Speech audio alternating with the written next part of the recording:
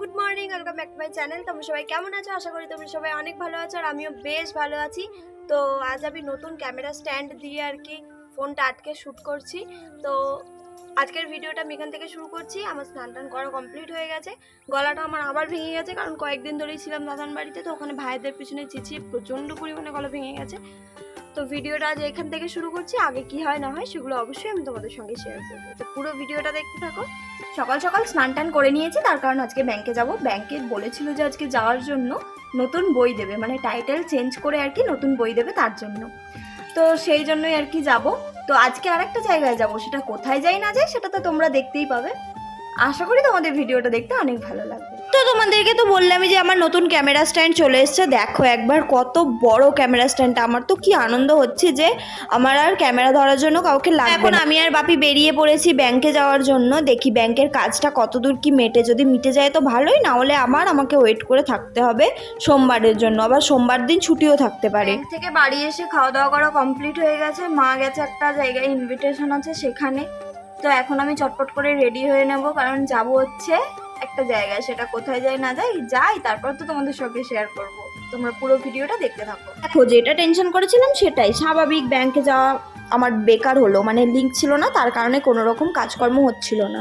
তো অন্য একদিন যেতে বলেছে। শনিবার দিন তো আর টাইম হবে না, কারণ আমি তো এখন বেরিয়ে পড়েছি। আমি যাব হচ্ছে তারকেশ্বর ছোটো মাসির বাড়ি।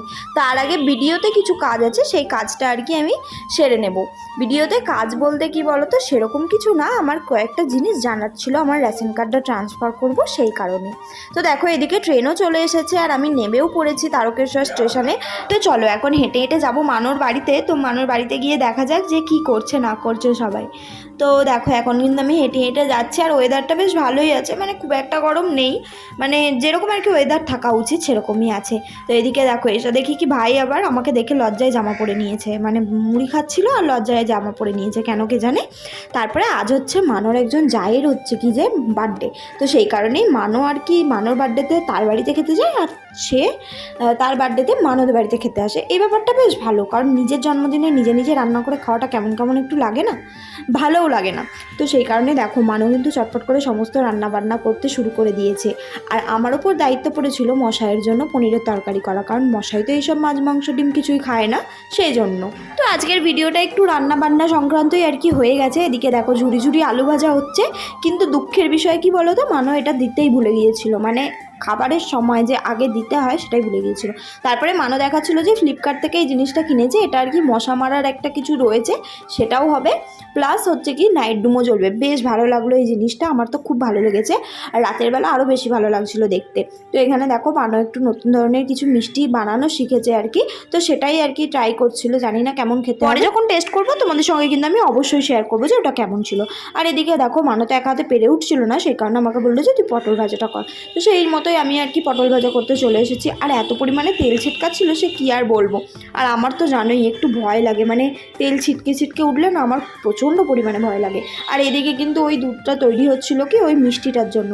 তারপরে দেখো মটন চলে এসেছে, এবার মানো সেগুলোকে আর কি রেডি করছে প্রেশার কুকারে দেবে বলে। আর মটনটা একটু অন্যরকমভাবে রান্না করবে, সেই কারণেই আর কি প্রেশার কুকারে দিচ্ছে একেবারে। আমার তো কন্টেন্ট হয়েই গেছে, বেশ ভালোই লাগছিল এইগুলো ভিডিও করতে।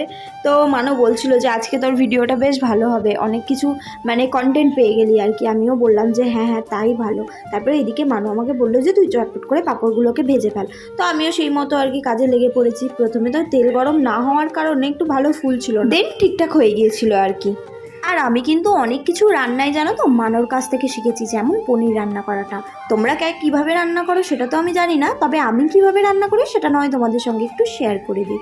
প্রথমে পনিরগুলোকে ভালোভাবে ভেজে নিয়ে, আলুগুলোকে ভালোভাবে ভেজে নিয়ে, আর পনিরটাকে একটু নরম থাকার জন্য আর পনিরের ভেতরে যাতে নুন আর চিনিটা ভালোভাবে ঢুকে যায়, সেই কারণে আমি কী করি একটু নুন আর চিনি দিয়ে জলটাকে গরম করে তার মধ্যে ভেজে পনিরগুলোকে তুলে রাখি। তো পনিরটা সফটও থাকে, প্লাস হচ্ছে কি পনিরের ভেতরে নুন আর চিনিটা খুব ভালোভাবে ঢুকে যায়, যাতে পনিরটা আরও টেস্টি হয়।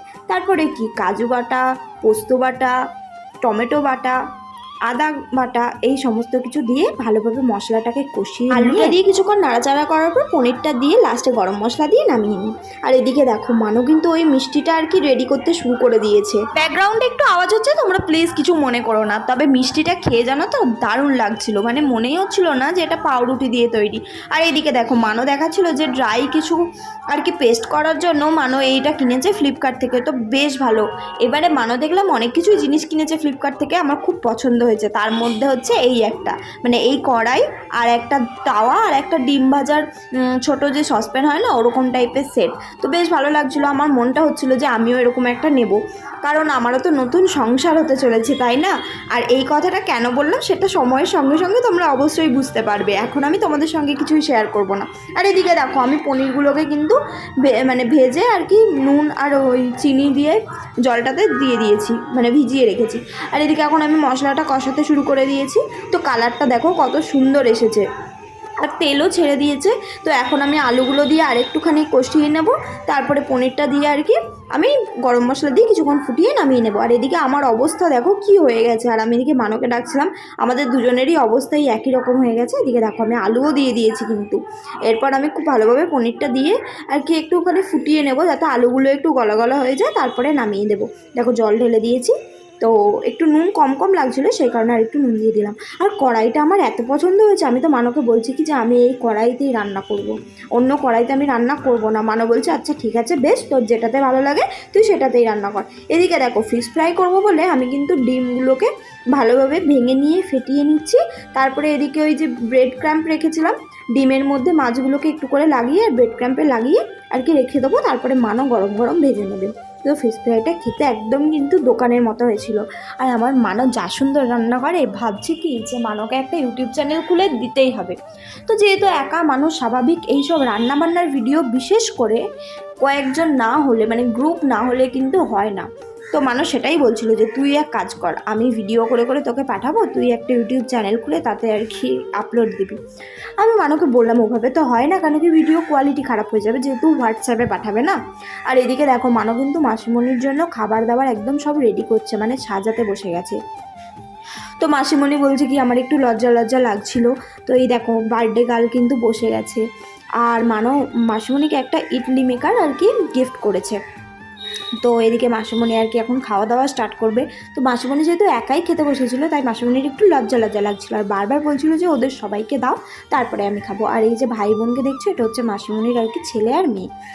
আর এই যে এনাকে তো তোমরা দেখেইছো অনেক ভিডিওতে, আর এখানে মানও আর কি একটু রেসিপিগুলো শেয়ার করছিলো, আর এরা দুজনে ফোরন কাটছিলো। আমি ভেবেছিলাম ভয়েসটা দেবো, কিন্তু সেই মুহূর্তে আর কি চুপ করে গিয়েছিল, মানে যেই দেখেছে যে ক্যামেরা অন করেছে সেই মুহূর্তে চুপ করে গিয়েছিল।